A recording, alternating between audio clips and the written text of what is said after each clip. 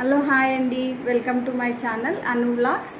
ఈరోజు వచ్చేసి మనకు పెసరపప్పు వడియాల కూర చాలా బాగుంటుందండి. టేస్ట్ ఎప్పుడు రెగ్యులర్గా మనం పప్పులు, మసాలా పప్పు, టమాటా పప్పు, పప్పు చారు ఇట్లా కాకుండా మనం డిఫరెంట్గా ట్రై చేద్దాము. చాలా బాగుంటుంది. ఇది 1 year వరకు నిలవ ఉంటుంది. పెసరపప్పు వడియాలు ఎప్పుడు కావాలంటే అప్పుడు తినొచ్చు. నాన్ వెజ్ తినని వాళ్ళకి ఇది ఇంకా చాలా బెటర్ ఆప్షను. ఓకేనా.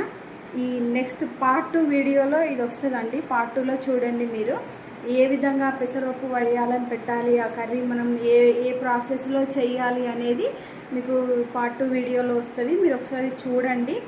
ఓకేనా. Thank you so much. ఎప్పుడు రెగ్యులర్గా పప్పులు తినే వాళ్ళకి, బోరింగ్గా ఉన్న వాళ్ళకి ఈ కర్రీ చాలా బాగా సెట్ అవుతుంది. రెగ్యులర్గా పప్పు తిని బోర్ అనిపిస్తుంది కదా, అలాంటి వాళ్ళకి కర్రీ చాలా బాగుంటుంది. మీరు ఒకసారి ట్రై చేయండి. ట్రై చేసి నాకు కామెంట్ చేయండి. ఏదైనా డౌట్ ఉన్నా సరే కామెంట్ చేయండి, లైక్ చేయండి, సబ్స్క్రైబ్ చేయండి.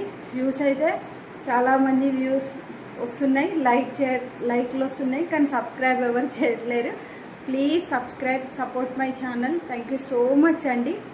Thank you.